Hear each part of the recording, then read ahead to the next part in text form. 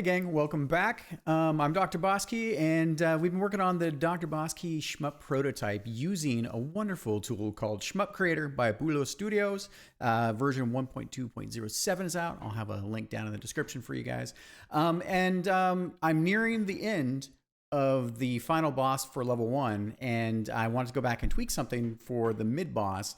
And it dawned on me that I've been developing new techniques and learning things about how to craft a boss experience. So I thought I'd just walk you guys through it and to serve as sort of like tips and tricks for potentially doing other boss designs for other shmup creators out there. So without further ado, I'm in the editor here. So I'm just going to click over using I'm going to try to click over. Oh, I got to click on the editor. And then I've got like my little power up bits here. Here comes the boss. So this is just to show you what's going on with the boss.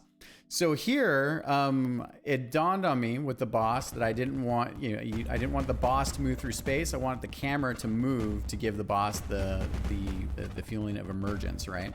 So you can see here we've got these like I call them stick bubbles, right? That they're kind of coming up from the water itself.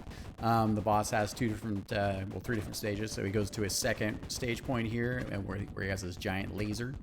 And then he moves over to his third point, kind of pressuring you in the corner here, making you to move up. We spawn some extra ads here. I just get killed by. No, come on, ads. These are supposed to give me my goodies. Oh no, I've missed all my ads. You're supposed, so they spawn there in order to give you more health and digital power-ups. So, but that's fine. That's fine. So here, so we go back into basically the first phase again of the boss. And not a ton of pressure, just a little bit of pressure. We got the longer health bar here. And you're just kind of bang on the boss, making sure you don't get hit by your laser bits. I found that with the plasma laser that I could also have a safe spot at the bottom here.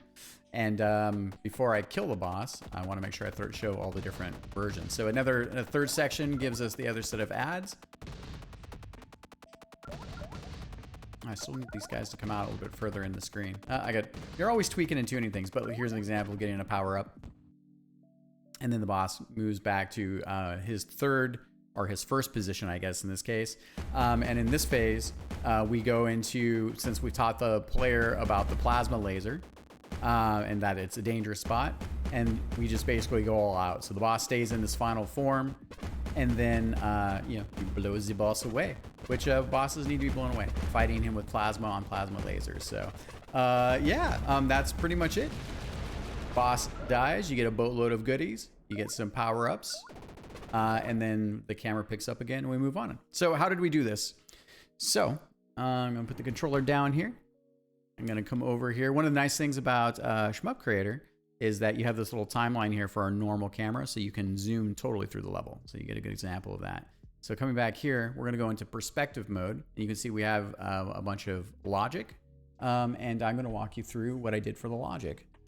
All right, so first and foremost, right? So here's the camera is on the spline. So you can see the camera here. We've got essentially, we got different camera waypoints. And so this is just a follow cam. And even though we have a little bend in here, it doesn't really matter in that case. So, so the boss is actually in a fixed point in space. So the boss doesn't actually move up. So in order to simplify his move patterns, I only want him to move back and forth. I didn't want to have another set of splines. I don't know if I can actually do that very well in SHMUP Creator. So this is the trick for getting the boss to reveal. So you can see this blue line here is the camera. And as we progress through the timeline, the camera starts to come in here. And one of the first things that we do is we have, let me take a look. I got to poke at these real quick.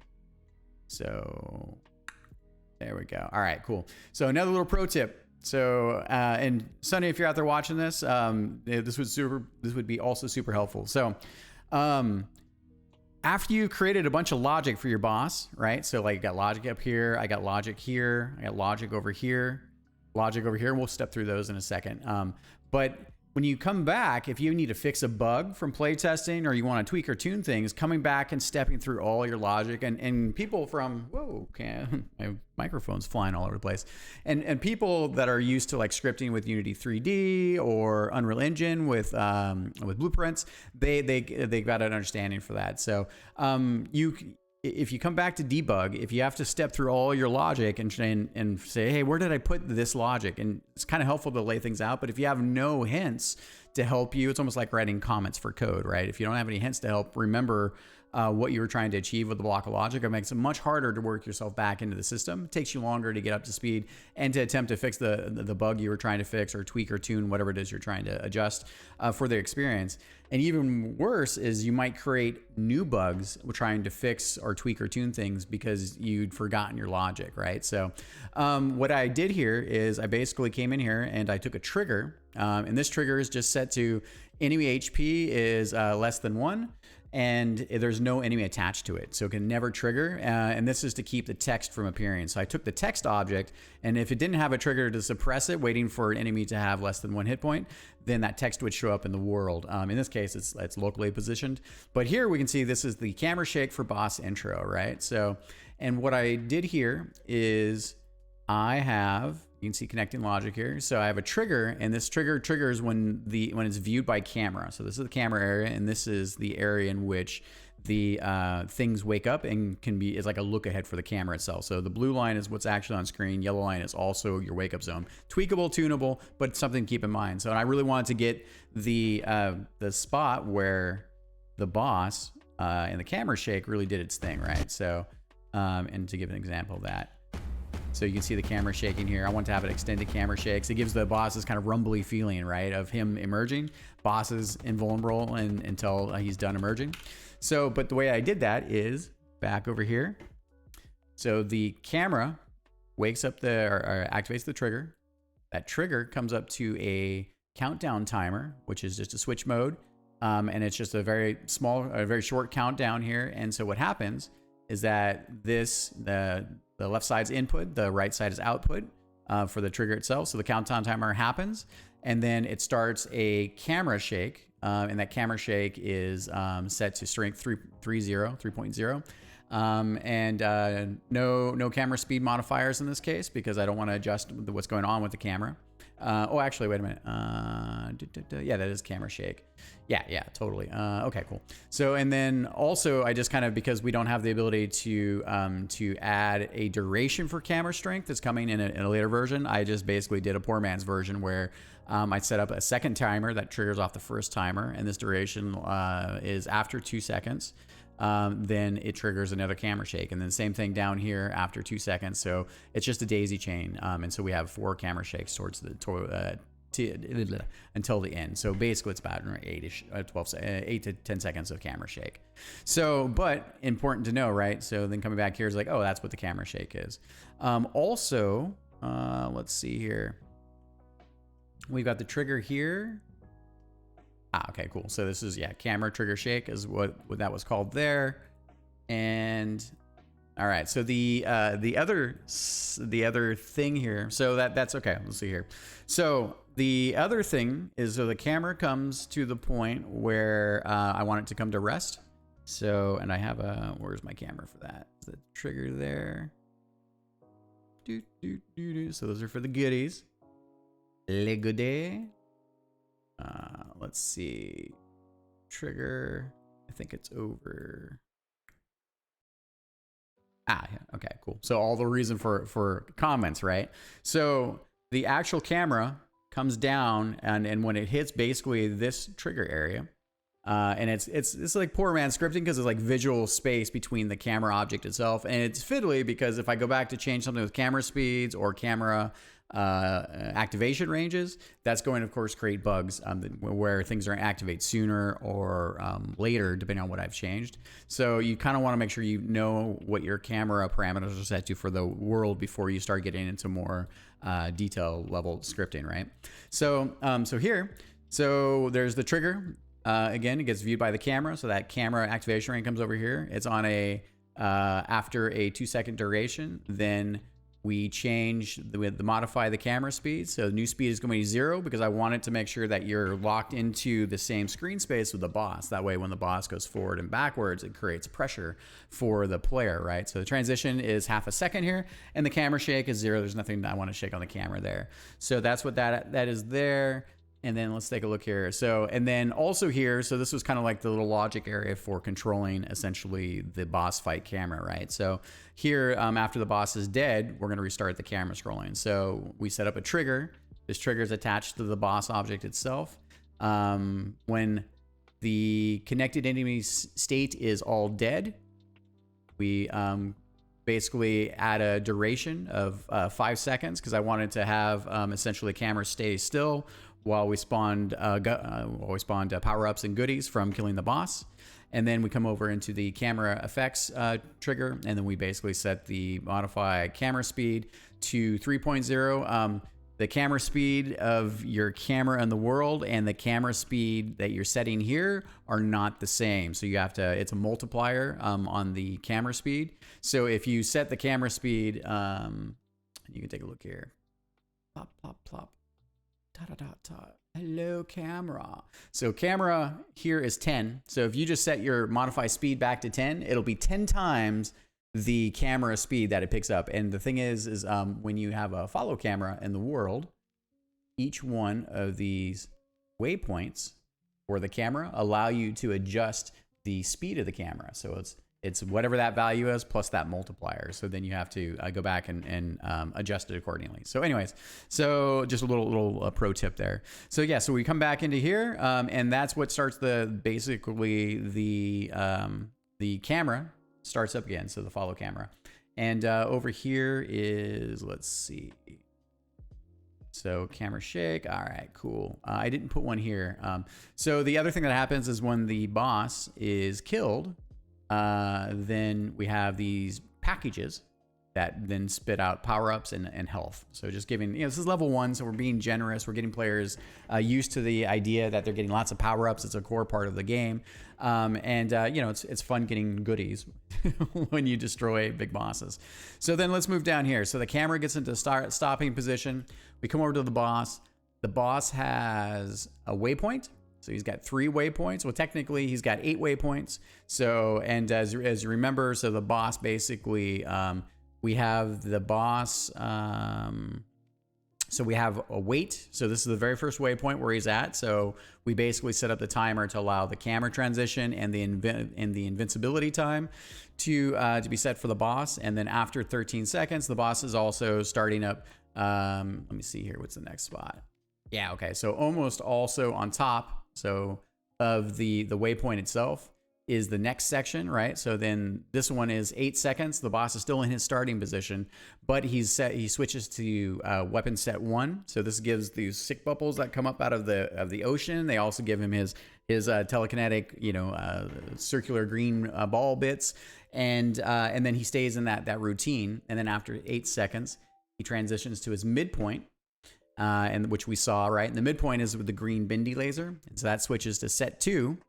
And if you guys take a look here, it's super great about SHMUP Creator, right? So you can see here, we've got the sick homing bubbles.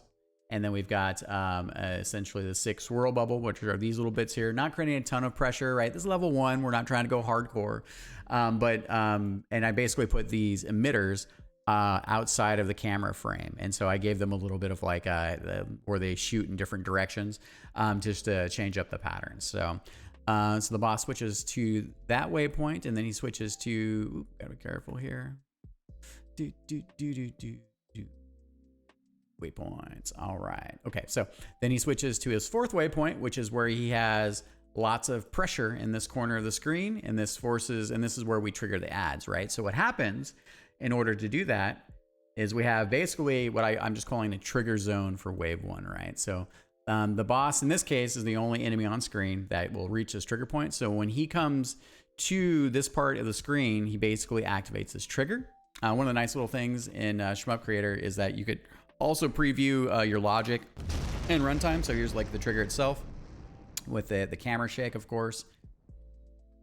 And you can see things going on, and so you can also debug your script logic. So, anyways, boss comes into here, and then that does a few things. So one is this trigger. The trigger is when the enemy reaches the zone. So basically wakes up these essentially this wave of enemies, because the boss is less attacking and now it's about the enemies in the world. And those enemies again are there to give you power-ups, to give you health, in case you took any damage, right? Again, level 1, it's it's supposed to be a little bit easier. We're trying not to be super brutal. So the other thing that happens is that we kick down here, we set a countdown timer, and this countdown timer is 19 seconds. And then after 19 seconds, we have essentially, what is it here? Take a quick look. So you have a trigger logic. You got your line here. Oh, okay, cool. So yeah, so what happens is that, see, if I would have left a comment, that would have been better in that case, right? So, but tracing it through, I know what's going on. So, so this countdown timer basically is essentially after 19 seconds, it activates this trigger, which then basically, let me take a look. So that trigger, so the enemies go into zone. Okay.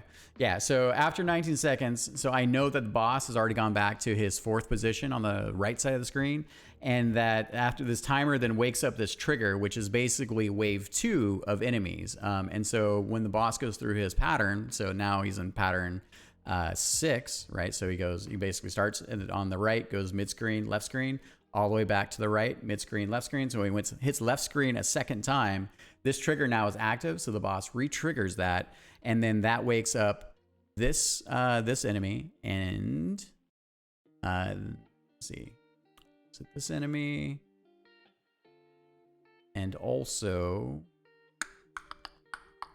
take a look. Doop doop doop. So there's there. So that's those dudes there, and let me take a look. So there's one other set of enemies that get woken up here too. Where'd those guys go?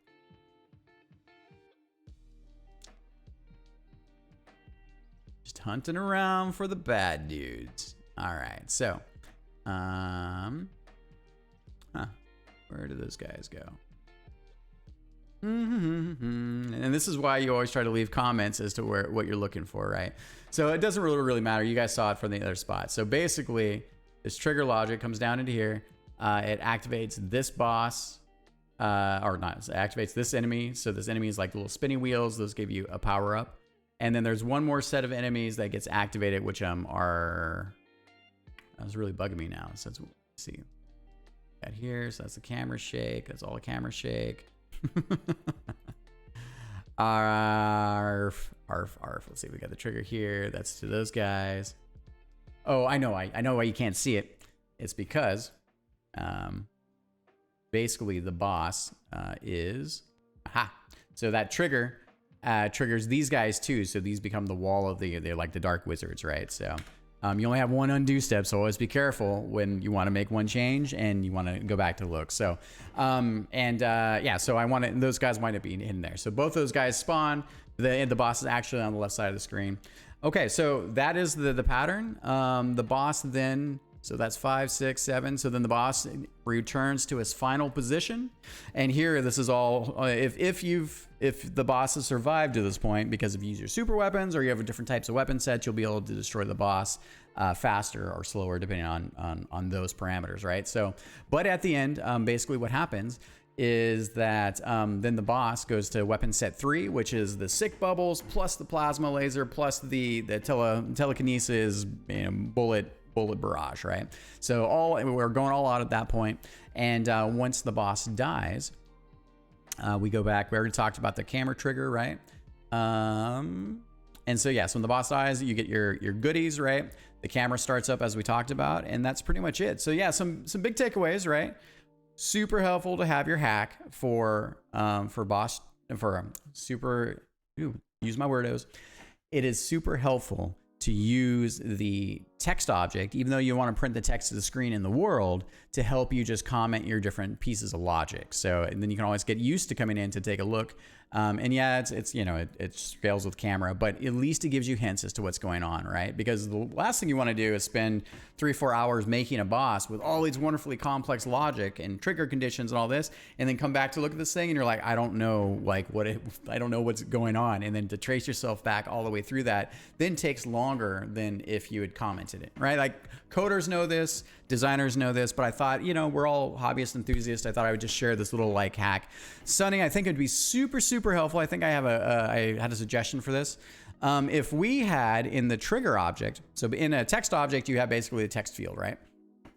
And if you took your logic for adding a text field to the trigger objects, then in a trigger object, you could have essentially the comment for what that trigger object does here. And you could also still do like a little print to screen when you click on that trigger object as well. So not the end of the world. We can do it this way. I don't think the extra trigger logic is going to make a huge difference. I mean, maybe you could have a performance impact, but I'll let Sunny talk about that. Other than that, that's it. I hope that was super helpful. I appreciate everybody. Thank you for watching, and we'll see you next time.